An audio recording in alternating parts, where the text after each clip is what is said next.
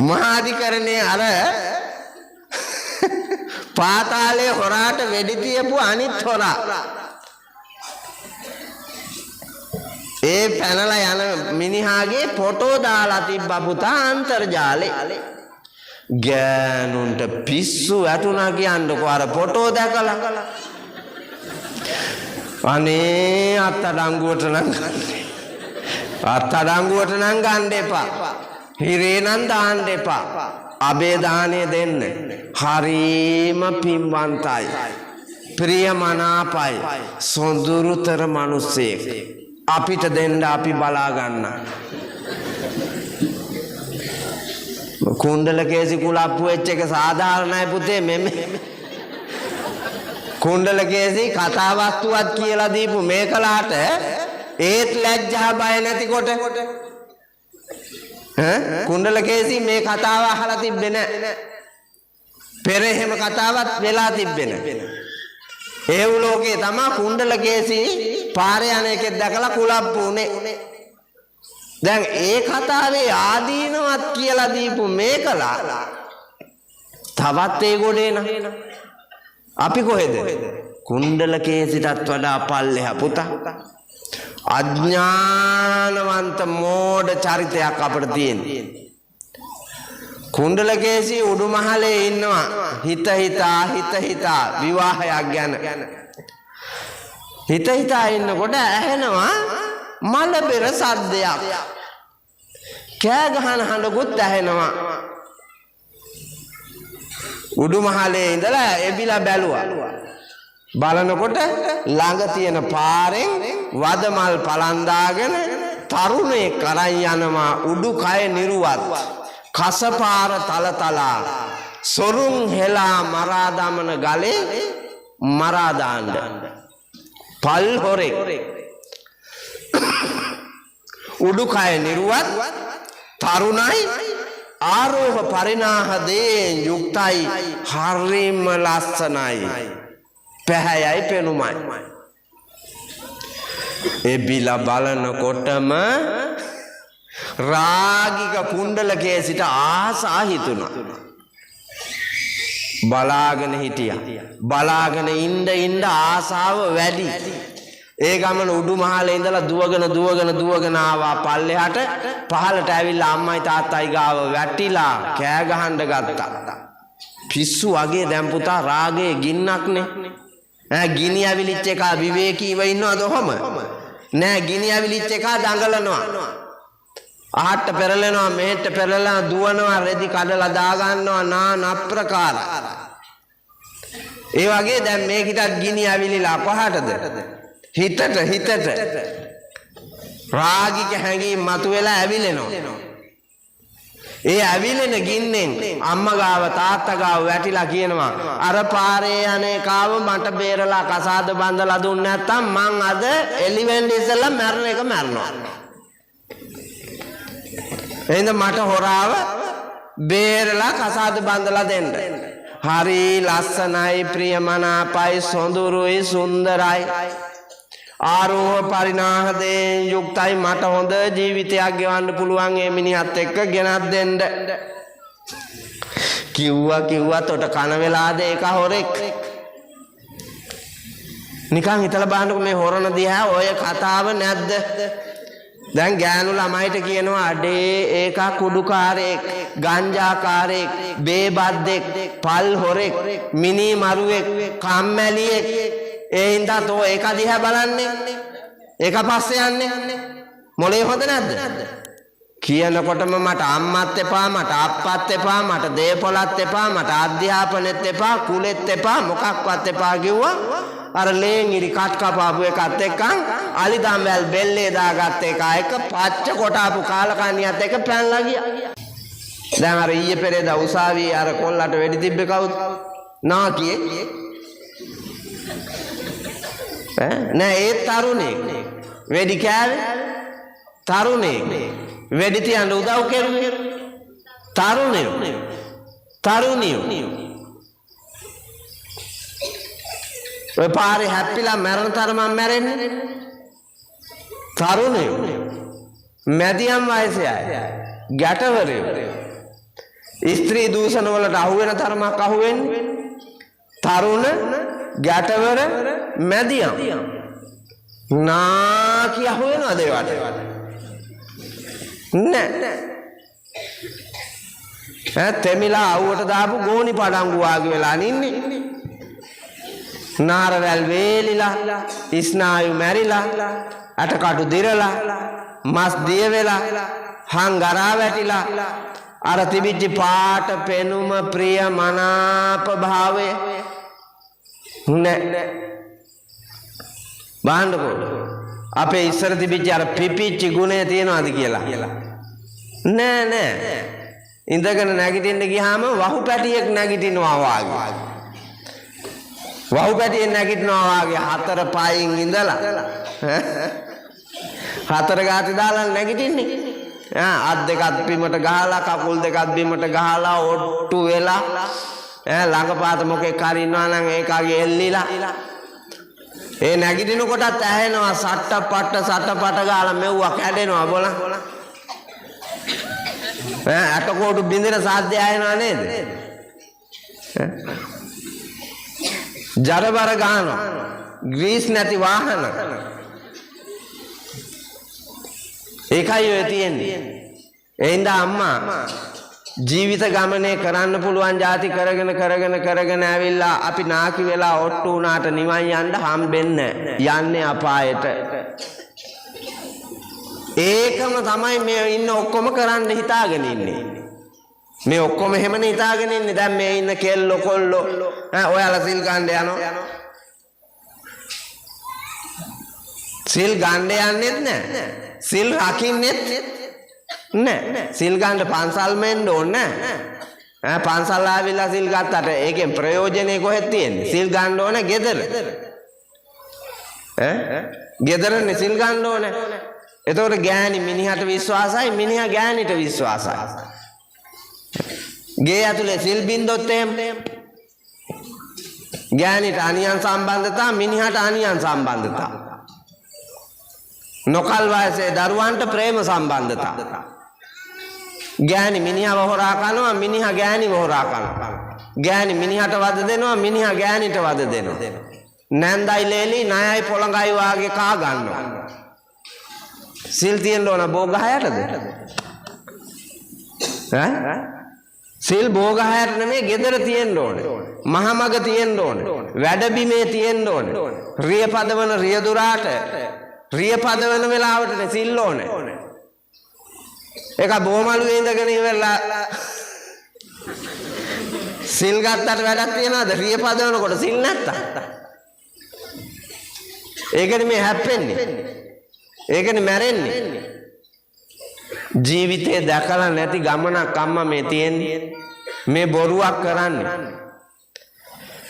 කාලා රස මුසු භෝජන කරපෙම් ගාලා සුවඳැති සඳුනුත් මනරම් ලාලාබරන රිසිලෙස සරසුම් පාලාගිය වැනි බහුරු කොලම් බලන්න. හොරණ කුඹුකේ ඔයාලා ගැන අවුරුදු 7-800කට ඉස්සෙල්ලා අප්පච්චි කෙනෙක් ලියලා තියෙන විදිහ. මේ 2025 ඔයාලා ගැන ලියලා තියෙන්නේ ඔය. බාණ්ඩ බොරුද කියන්නේ? කාලා රසමුසු භෝජන කරපෙම්. ඉස්සර වාගේද කෑම? නාන ප්‍රකාර විචූරණ කෑම જાතිනේ. එව්වට මේ ඔට්ටු වෙවි පුතා මේ සල්ලි හොයන්නේ, හොරකම් කරන්නේ, වංචා කරන්නේ, දූෂිත වැඩ කරන්නේ. මේ රට හිඟා කන තැනට ඇවිල්ලා තියන්නේ ඇයි ඒ? අර රස මුසු භෝජන ප්‍රේමයෙන් කණ්ඩ ඔට්ටු වෙලා. ලාලා ආභරණ රිසි ලෙස සරසු. ආභරණ තියනවා පුතා. මේ ආත්මහත ඇති චේන් බේස්ලට් දාගෙන මිනිස්සු ඉදිරියේ ඇවිල්ලා පට්ට හොරු අප්පා ඉන්නේ එහෙම ගොඩක් පට්ට හොරු ගොඩක් ඉන්නේ එහෙම ආ ධාර්මිකයන්ට එහෙම පුළුවන්ද ලේසියෙන් අනිත් එක ධාර්මික මිනිහෙක් එහෙම ප්‍රදර්ශනය වෙනවද නෑ මේ පල් හොරු ලෝකයේ ඉදිරියේ රඟපානවා ඇස් රවට්ටමින් අපේ අයත් වන්දනා කරනවා හොරා බව දන්නේ මිනි මරුවා බව දන්නේ ස්ත්‍රී දූෂකයා බව දන්නේ මල් මාල දාලා තුස්නීම් භාවයෙන් වැටිලා වැඳලා ගැත්තෙක් හැටියට අරකගේ දෙපා ගාව දන වැටිලා එහෙම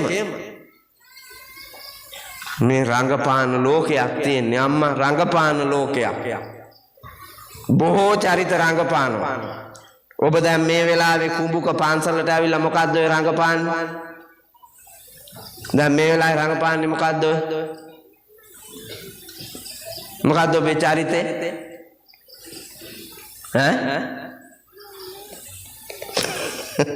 ධර්ම ශ්‍රවණාබිලාසී උපාසක උපාසිකා චරිතේනේ රංගපාන්නේ දැන් අද මේ ධර්මානුශාසනාව ඉවර වෙලා ගිහිල්ලා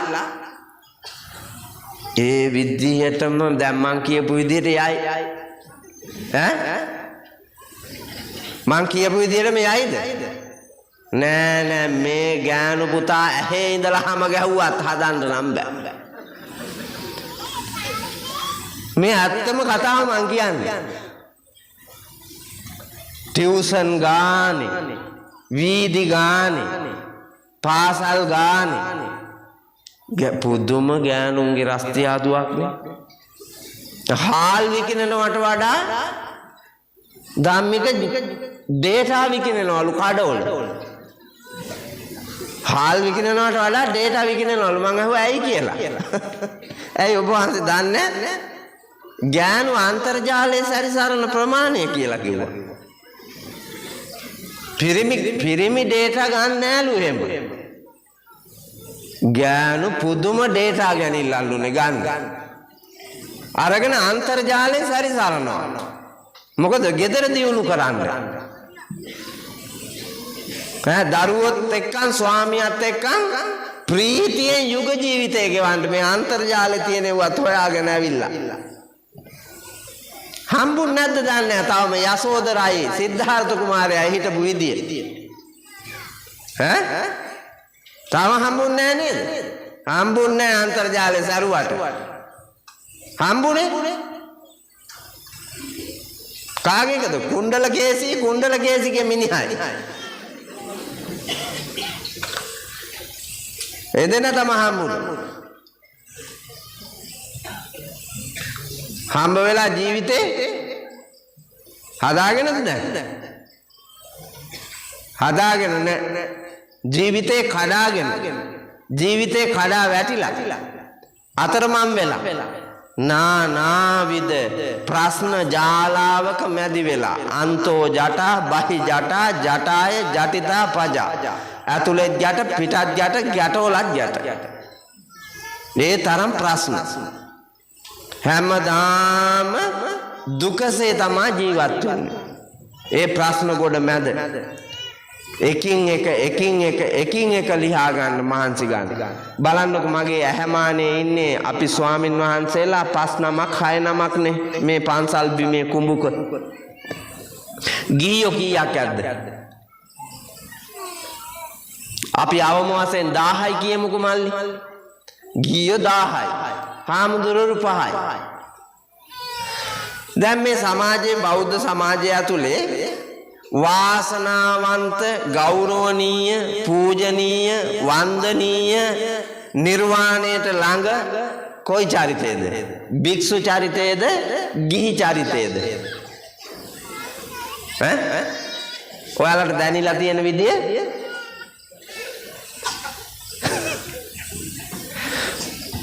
භික්ෂු චරිතය ඒ කියන්නේ පැවිද්ද උතුම් ගිහි ජීවිතයට වඩා කියලා ඔබට දැනিলা තියෙනවද කාට හරි දැනලා තියෙනවද එහෙම? එහෙම දැනෙච්ච එක නරයෙක්වත් නෑ මෙතන. එහෙම දැනෙච්ච නරයෝ ඉන්නවද ඔතන? නෑ. දැනුණා නම් මහාන වෙනවද? එයිද මහාන වෙන්නේ? ඈ? මේ වයසක කෙනෙකුට අපි කියමු මහාන වෙන්න කියලා. මහාන වෙයිද? නෑ, තවත් ලොක්කි වටේ කැරකි ලොක්කා ඉන්නවා. ඔව්. පෙරේත කමට දාලා එයිද? දාලා එන්නේ. ලොක්කිත් එහෙම. අවුරුදු 80යි ලොක්කා මැරිලා. ලොක්කි අඬනවා අද ඉඳලා මේගේ මං කාත් එක්කද ඉන්නේ. පේනවනේ. අවුරුදු 80ක් වෙනකන් ඇවිල්ලා ලොක්කා මැරිලා වල දාන්න කියනවා. ගෙනියන්න එපාලු තියාපියව. ඒ වුණාට අතහරිනවා, භාවනා කරනවා, පිළිකුල් සහගත. මේ ලෝකේ අස්තිරයි, අනාත්මීයයි. භාවනා කරනවා කාට පෙන්නද? ඇස් දෙක පියාගෙන ඇට ගයින්න. ලෝකේ රවට්ටන මායාකාරී ලෝකේ අපි රංගපානවා විතරයි. සැබවින්ම පින්නතුනේ එක ධර්ම කාරණාවක්වත් ජීවිත ගමනේදී ක්‍රියාවට නම් වන්න වෙහෙසෙන්නේ නැහැ. රාගික කෙලෙස් බර ලෝකේ ඔබට හරි කියලා පෙනිලා තියෙන්නේ ඔය යන ගමන. නමුත් ඒක වැරදි. අපිට දකින්න තියෙන ඇස් දෙකේ ස්වභාවය. නුවණැසින් ලෝකය දැක්කාම තමයි හරි දේ හරි විදිහටත්, වැරදි දේ වැරදි විදිහටත්, සරු දේ සරු හැටියටත්, නිසරු දේ නිසරු හැටියටත් දැකලා ජීවිතයට සරුසාර දේ එකතු කරගෙන ධර්මානුකූලව ගමනක් යන්න මඟ පෑදෙන්නේ. අන්න ඒ මඟ පාදන්නට තමයි මේ ධම්මික ජයවර්ධන මල්ලි බොහෝ කාලයක් මහන්සි වෙලා එයා විසින් මේ විහාරස්ථානයේ අඩුවක් තිබිච්ච අංගෝපාංගයක් හැටියට මෛත්‍රී බෝසතාණන් වහන්සේගේ පිළිරූ වහන්සේ නිර්මාණය කරලා සම්බුද්ධ ශාසනයේ චිර පැවැත්ම වෙනුවෙන් බෞද්ධයාට පින් කුසල් වඩා හිත දියුණු කරගන්නට බෝසත් හැඟීම් ඇති කරගන්නට මඟ පාදලා මේ අද ඒ බෝසත් පිළිමේ විවෘත කරලා ධර්මානුශාසනාවක් පවත්වන්නේ. මේ හදලා තියෙන ගොඩ නැගිලි, මේ නිර්මාණ ඔක්කොම පින්නතුනි අසුරු සැනින් බිඳ වැටෙනවා ධර්මය නොදත් වුන් ඉදිරියේ. එහෙම නේද ධම්මික? උඹ අර හදාපු මෛත්‍රී බෝසත් පිළිරුවේ කියපන්කො මේ ග්‍රෑම් 250ක මැණිකක් තිබ්බා කියලා. ග්‍රෑම් 250ක මැණිකක් තැන්පත් කරලා හැදුවේ කියපන්. හෙට උඹට පිළිමේ හම්බෙයිද බලන්න. මෙවුන් ඔක්කොම කඩනවා. අසුරු සැනින් කඩනවා. අවුරුදු ගණන් මිනිස්සු කළ නිර්මාණයන් පෙරේත ඇස් තියෙන කාලකන්නියෝ අසුරු සැනින් විනාශ කරලා දානවා. හේතුව පුතේ ධර්මයේ නැතිකම හින්දා. ඒ හින්දා මිනිස්සු ධර්මයෙන් පෝසත් වෙන්න ඕන. ධර්මයෙන් පෝසත් වෙලා මේ ලෝකයට එක්ක ගනුදෙනු කරනකොට කා අතින්වත් කාගේවත් කිසිම දෙයක් කැඩෙන්නේ, බිඳෙන්නේ, විනාශ වෙන්නේ නැහැ. අගෞරවයක් වෙන්නේ නැහැ. පරිහානියක් වෙන්නේ නැහැ.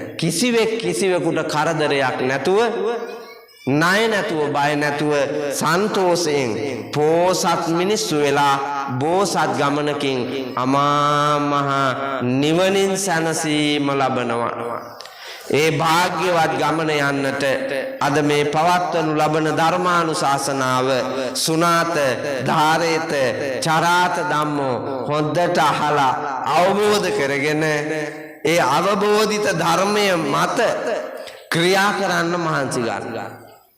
ක්‍රියා කරන්නේ නැත්නම් වැඩක් නැහැ. ලංකාවේ තියෙන දුර්වලතාවය මේ හිඟන තැනට වැටිලා තියෙන්නේ ක්‍රියා කරන්නේ නැති හින්දානේ. නේද? ධර්මානුකූලව ක්‍රියා කරන්න. මිත්‍යා දෘෂ්ටිකව ක්‍රියා කරනවා.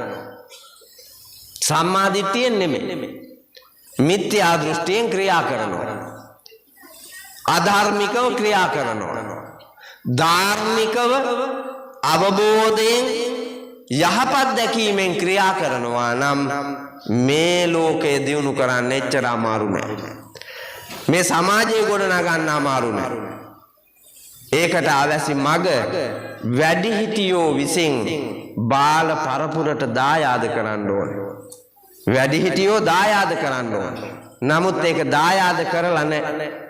හොඳට බලන්නකො හැම ශේත්‍රයකම රාජ්‍ය සේවයේ දායාද කරලා තියෙන්නේ මොකද්ද? වංචාව, බොරුව, හොරකම, කම්මැලිකමනේ. දේශපාලඥයෝ මොනවාද සමාජගත කරලා තියෙන්නේ? යහපත් දේශපාලන භූමිකාවක්. දේශය පාලනය කිරීමේ ඥානවන්තයා දේශපාලඥයා කියලා කියන්නේ. දැන් ඥානාන්විතව දේශය පාලනය කරලාද? එහෙනම් මේකට හෙන ගැහිලා තියෙන්නේ ඇයි මේ? ඒක පාලනය කරලා නෑ යහපත්ව. අයහපත්ව පාලනය කරලා තියෙන්නේ. ඔබේ ගෙදර, ඔබේ පරිසරයේ, මේ සමාජයේ මිනිස්සු යහපත්ව වැඩ කරලා තියෙනවද බලන්නකො. නෑ. අයහපත්ව වැඩ කරලා තියෙනවා. කියන්න නම් බොහෝ පැතිකඩ. ඒ හින්දා අපේ සංඝ සමාජෙත් එහෙම තමයි. මේ සංඝ සමාජෙත් පරපුරෙන් පරපුරට මෙහාට එන්න දැන් මොකද වෙලා තියෙන්නේ? සාමාන්‍ය ගැටවර හාමුදුරුවරු, තරුණ පහේ හාමුදුරුවරු මේ සමාජයේ ඉදිරියේ බලන්නකො පෙනී හිටින භූමිකාව. මිනිසුන්ගේ ශ්‍රද්ධාව උපදින්න නෙමෙයි, ශ්‍රද්ධාව මැරෙන්න. ශ්‍රද්ධාව ජනිත වෙන්න නෙමෙයි, ශ්‍රද්ධාව විනාශ වෙන්න. සදහැති සිත් උපදවන්න නෙමෙයි, ඉපදිච්ච ශ්‍රද්ධාව බිඳෙන්න තමයි සරන්නේ. ඒ හින්දා ගිහි පැවිදි අපි ඔක්කොම ලෞතුරා බෞද්ධ ශාසනයේ ශ්‍රාවක ශ්‍රාවිකාවෝ හැටියට හොඳින් ශ්‍රවණය කරලා අවබෝධ කරගෙන ඒ අනුව හැසිරෙන්න මහන්සි ගන්න. උගත මනා ශිල්පයමයි මතු රැකෙන. දැකලා තියෙනව නේද එහෙම පඬි වදන? මොකද කියන්නේ? මොකද එකෙන් කියන්නේ? උපාසකම්මල අහලා නැද්ද ඔක? මොකද එකෙන් කියන්නේ?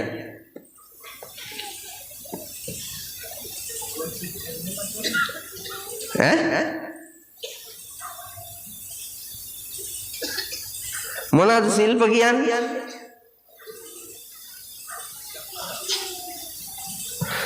මිනිහ කුපාඩිකමේ යන්න දක්ෂයි. හොරකමේ යන්න දක්ෂයි.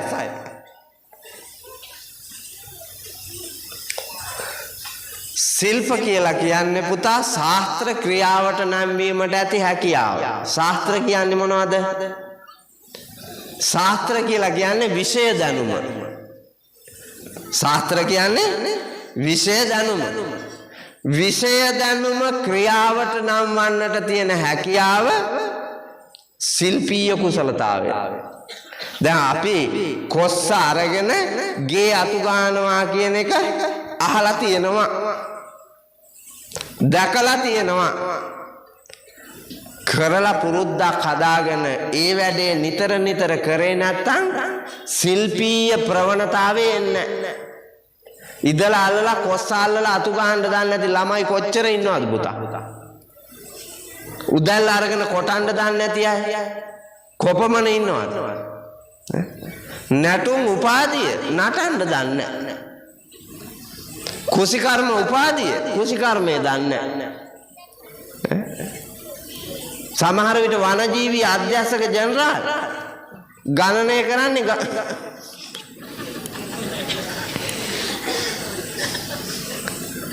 ගණනය කරන ශිල්ප පේනවනේ දක්වන රටේ.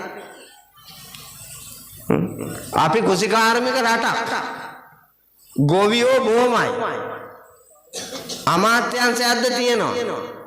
ඒකට බද්ධ අමාත්‍යංශද බොහොම තියෙනවා. හැබැයි හාල් පිටරටින් ගේන. පොල් පිටරටින් ගේන. තෙල් පිටරටින් ගේන. මුං කවුපි කඩල පිටරටින් ගේන. කංකු මුකුණු යන්න ගොටුකොළ පිටරටින් ගේන. හැබැයි අපි කුසි කාර්මික. කොහොමද ශිල්ප නැහැ. ශිල්ප දක්වන්න දන්නේ නැහැ. ඒක පරපුරෙන් පරපුරට අපි දායාද කළේ නැහැ. ඒක විනාශ කළා. ඒ විනාශ වුණේ ඇයි? ලෞතර බුදුරජාණන් වහන්සේගේ අමා දර්ශනය අනුබුදු මිහිඳු මහ රහතන් වහන්සේ ශ්‍රී ලංකා ද්වීපයට වැඩමවාගෙන අවුදින් රජ්ජුරුවෝ තමයි ඉස්සරෝම බුද්ධිමතා කළේ. රටේ රජ්ජුරුව බුද්ධිමතා. උඩ ඉඳලා පල්ලෙහාට ගලන්න හරිම ලේසි සාර්ථකයි. දැන් සමනල කන්දෙන් ආරම්භ වෙන මහවැලි කැලණි කළුවල වේ යන ගංගා සමනල කන්ද මුදුනේ ඉඳ පැන නැංගා බෑවුම් තනි තලා හෙල් අතරින් රිංගා මේවා ගලයි මිනි කැට දිය යට හංගා තෝපා තඹල ගම මිනිපේ මින්නේරි මහ වැව් වලින් දිය වැල්ලද මිම්බේරි සරු කරවයි කුඹුරු නිල් පෑයෙන් මේරි මගේ ලක් මෑණියන්ද හරි පිංකාරි. උඩ ඉඳලා පහලට ගැලුවාම බලන්නකො ලස්සන. දැන් කවුරු හරි මහන්සි ගත්තොත් මුහුදේ ඉඳලා සිරිපාදයට ගේන්න ගංගා හතර.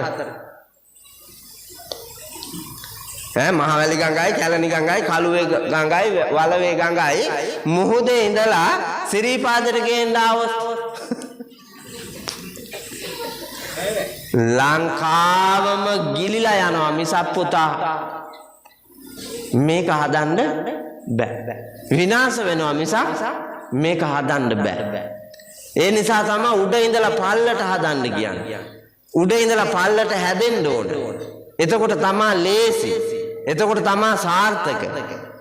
අනුබුදු මිහිඳු මහ රහතන් වහන්සේ රජ්ජුරුවෝ හීලා කරලා රජ්ජුරුවෝ ප්‍රඥාවන්තයෙක් කරලා ඒ රජ්ජුරුවන්ගේ නුවණ පාවිච්චි කරලා රාජ්‍ය අනුග්‍රහය ඇතිව රටවැසියාව ධර්මාලෝකයෙන් සන්නද්ධ කරලා කර්මාන්ත 64ක් ඉන්දියාවෙන් ලංකාවට ගෙනල්ලා ලංකාව ස්වයංපෝෂිත දේශයක් කළේ. ඒක පුතේ දැන් නෑ. අපෙන් ගිලිහිලා ගිහිල්ලා ඒක දැකලා නැවත ආරම්භ කරලා ලස්සන ශ්‍රී ලංකාවක් මේ මතු පරම්පරාවට දායාද කරලා මැරෙන්න මේ නාකි මෙවුන්දලගේ ඉඳලා පල්ලෙහාට එනකන් වගකීම් දරන ඇත්තෝ යුතුයකමක් හැටියට ඒක ඉෂ්ට කරලා මැරෙන්න මහන්සි ගන්නවා. ඒ නිසා ඔබ මේ ධර්මානුශාසනාවේ ඵලය ප්‍රයෝජනයට ගනිමින් ස්වාර්ථයත් පරාර්ථයත් සාධනය කොට දෙව් මිනිස් දෙගතියෙහි සැප කෙලවර උතුම් අමා මහ නිවනින් සැනසීම දකින්නට හැකි ප්‍රාඥෙක් වේවා වෙත්වා වෙම්වා කියන හැඟීමෙන් සාදු කියලා බණහඬ ලෑස්ති වෙන්න.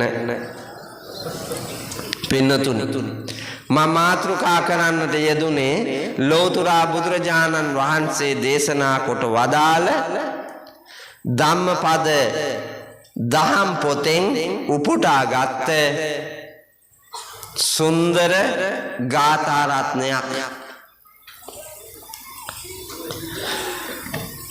වැරදි හදාගන්න මිනිහා සුගති ලෝකයෙන් උතුම් නිවනට යනවා. වරදෙහිම නැවත නැවත ඇලෙන මිනිහා දුගතිගාමී ලෝකයෙන් දුක්ඛිතව අපායටම යනවා. මේ කාරණාව මනවින් පෙන්වා වදාරමින් ලෝතුරා බුදුරජාණන් වහන්සේ මේ ගාථාව සජ්ජායනා කළා කාටද? ස්වාමින් වහන්සේලාට. එතකොට ස්වාමීන් වහන්සේ අපිට ගැළපෙයිද? ඔව්. ගලපන්න තමයි මේ හාමුදුරුවන්ට ඉස්සෙල්ලා කියලා දුන්නේ. මං ඉගෙන ගත්ත එක ඔයාලට කියලා දෙන්න. ඒ විදිහට යන්න කියලා. ඒකට තමයි භික්ෂුන් වහන්සේලාට බුදුහාඳුරෝ ධර්මයේ දේශනා කළා චරත භික්කවේ චාරිකං බහුජන හිතාය බහුජන සුඛාය අත්තාය හිතාය සුඛාය දේව මනුස්සාය. මිනිසුන්ගේ හිත පිණිස සැප පිණිස නිර්වාණය පිණිස මඟ පෙන්වන්න මෙන්න මේ ධර්ම කාරණා අනුව ආර්ය මාර්ගයන්හි ගමන් කරවන්න කියලා තමයි ඔය කියලා තියෙන්නේ. එඳ භික්ෂුන් වහන්සේලා දවසක් සාකච්ඡා කර කර ඉඳිද්දී එතෙන්ට වැඩිය ලෞතුරා බුදුරජාණන් වහන්සේ ඒ සාකච්ඡා කළ කරුණ පාදක කරගෙන මේ ගාථාව දේශනා කළා. යෝ සහස්සං සහස්සේන සංගාමේ මානුසේ ජිනේ ජිනේ ඒකං චජේය අත්තානං සවේ සංගාම ජුත්තමෝ. ලක්ෂ ගණන් සතුරු සේනාව මරා දමා යුද්ධයකින් ජයගත්ත මිනිසෙකු ඒ තමා ගත්ත ජයග්‍රහණය ප්‍රීතියෙන් දකින්නවාට වඩා යමෙක් තමන්ව ජයගෙන සතුටින් ඒ දෙස දැකීම ශ්‍රේෂ්ඨයි කිව්වා. තමන්ව ජය ගන්න ඕන. වැඩක් නැහැ. දැන් උසාවියේ අර කොල්ල අරුට වෙඩි තිබ්බා. මං ඉලක්කය සම්පූර්ණ කළා, මගේ වැඩේ කළා, මං ජය ගත්තා කියලා මිනිහා ගියා කියන්නකො. දැන් ජයග්‍රහණය කළාද? දැන් ජයග්‍රහණය කළා නෑ හිරේ. දැන් හිරේ ඉන්නවා. මේ පෞගිය දවස්වල වයෝ වෘද්ධ අම්මා කෙනෙකුයි තරුණ පහේ අවුරුදු 40ක විතර කෙනෙකුයි ඉඩම් අර්බුදයකට රණ්ඩු වුණා. රණ්ඩු වෙලා ගල් ගෙඩියක් අරගෙන අර අවුරුදු 80 අම්මට අර තරුණ පහේ කෙනා ගැහුවා. දැන් ඉඩමේ අර්බුදය ජයගත්තාද දෙන්න? එකෙක් මිහිතලයේ වැළලිලා ගියා, අනිකා මිහිතලය මත මෙරි මෙරි ඉපදී හිරපත් කනවා. මොකටද පුතා දැන් ඒ ඉඩම වැඩන්නේ? තමන්ව ජයග්‍රහණය කරලා තිබ්බාන, තමන්ව දිනවලා තිබ්බාන, මානුෂීය වශයෙන් ධර්මානුකූල කෙනෙක්ගෙන් කෙනෙකුට කරදරයක් වෙන්නේ නැහැ. කෙනෙක්ගෙන් කෙනෙකුට අහිතක් වෙන්නේ නැහැ. තමන්ව දිනන මිනිහා තමා දිනුවාසේම ලෝකය දිනවනවා. එතෙන්ට එන්න ඕනේ. මේ ගාථාව කියන්න හේතුව තමයි බුදුරජාණන් වහන්සේ ජීවමානව ඉන්න කාලේ සිටු ගෙදරක් තිබ්බා. මහා ධන සිටු පවුලක්. ඒ සිටු අම්මටයි තාත්තටයි එක දුවයි ඉන්නේ. වෙන දරුවෝ නැහැ. 80 කෝටියක් තරම් ධනය තියෙනවා. සත් මහල් ප්‍රාසාදයක් තියෙන ගෙදර. ගෙදර තට්ටු 7යි. උඩම තට්ටුවේ තමයි අර කෙල්ල ඉන්නේ. හරි රූමත්. හැබැයි බුද්ධියෙන් ටිකක් අඩුයි. බුද්ධියෙන් අඩුයි, ශරීරය හරිම සෝභමානයි. සසර පිනට හම්බෙලා නේද? හොරකම් කරලා දන් දීලා. ඔව්. හොරකම් කරලා දන් දුන්නාම බුද්ධියෙන් හීනයි, රූප ස්වභාවයෙන් බොමයි. එහෙම ඉන්නා නේද? ලස්සන මෝඩයෝ දැකලා නැද්ද?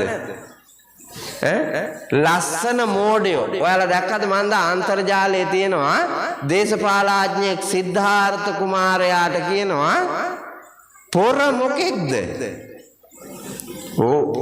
දැක්කද තියෙනවා? මේ කාලවල බිම උලන්න එපාද? බුදුහාඳුරන්ට නෙමෙයි ජේසුස් වහන්සේට හරි මහම්මත් තුමාට හරි ජෛන මහාවීරතුමාට හරි එහෙම කියන්නේ උට තියෙන අයිතිය මොකද්ද? ඌ පිළිගන්න මොකක් හරි එකක් තියෙනවා නම් ඒක මත ඌට යන්න තියෙන්නේ. මේ ලෝකේ අනිත් තියෙන ආගම් වලට දර්ශන වලට ඒ ශාස්ත්‍රූවරයන්ට නිගා කරන්න තමන්ගේ ගෑණිවත් බලා ගන්න බැරි වෙච්චි සිද්ධාර්ථ පොර මොකෙද්ද? මෙවුන් පස්සේ ඇවිද ඡන්දෙ දෙන තොපිට ගහන්න ඕන බූවල්ලේ. ඔව් මුන් පස්සේ ඇවිද ගහට කාලකන්ණි જાති ඔවුන් තමයි මේව විනාශ කරුවේ මේ රටවල්. ඒත් යනවා පස්සෙන් ලෙව කකා කටු කකා කතාවට සිංහල කතාවට බෞද්ධ කතාවට මනුස්ස යක්කු පෙරේතයෝ ගොඩක් ඉන්නේ මේ සමාජය ඇතුළේ. හරි දේ දැකලා නැති නිවැරදි ගමනක් හදාගන්න නැති කොච්චර කිව්වත් එකතැනම පල් වෙන ලගින දුස්සීල ගති ලක්ෂණ වලින් හෙබි කාම රාග රූප රාග වලට වසඟ වෙච්ච જાතියක් පුතා මේ සමාජය ඇතුළේ ඉතුරු වෙලා. එහෙනම් අවබෝධයෙන් ලෝකේ දකින්න ඔබ නිතර අති ගෞරවනීය මහා සංඝරුවන දේශනා කරන යථාර්ථවාදී ධර්මය ශ්‍රවණය කරන්න මහන්සි ගන්න. සැබෑ බෞද්ධ දර්ශනය ශ්‍රවණය කරන්න මහන්සි ගන්න. සැබෑ ගුරුවරුන්ගේ සැබෑ පඬිවරුන්ගේ සැබෑ යතිවරුන්ගේ ආభాසය නිතර ලබන්න. ප්‍රඥාවන්ත කල්යාණ මිත්‍ර ආශ්‍රය නිතර ලබන්න. එතකොට යහපත් ගමනක් ගියා. සිටුමැදුරේ මහා ධන සිටානන්ගේ දුව උඩුමහන් තලාවේ ඉන්නවා. ඇය නමින් පින්නතුනේ කුණ්ඩලකේසි. නමින් කුණ්ඩලකේසි. ඔයාලා අහලා තියෙනව නේද ඔය කතාව? කුණ්ඩලකේසි කතාවත් වස්තු අමරදේව මහත්තයා කියන සිංහල සින්දුවකක් තියෙනවා මං අහගෙන කුණ්ඩලකේසි